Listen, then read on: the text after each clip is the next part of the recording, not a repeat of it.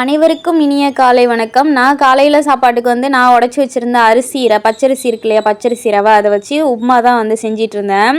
Face பார்க்குறதுக்கே ரொம்ப டல்லாக இருந்த மாதிரி இருந்துச்சு. அதனால கடலை மாவும் இந்த தக்காளி பேஸ்ட் இருக்குல்ல, அதையும் போட்டு ஃபேஸ்க்கு போடலாமேன்னு சொல்லிட்டு கலந்து வச்சுட்டு இருந்தேன். யூடியூப் ஷார்ட்ஸில் பார்க்கும்போது மொட்டை மாடி தோட்டத்தில் மல்லி விதையெல்லாம் போட்டு முளைக்க வச்சுருந்தாங்க. பார்த்தா அதில் ஒரு ஆர்வம் வந்துருச்சு. நாமளும் ட்ரை பண்ணி பார்ப்போம் அப்படின்னு சொல்லிட்டு மல்லி விதையெல்லாம் ஒன்றும் பாதியமாக உடச்சி வச்சுட்டு இருந்தேன்.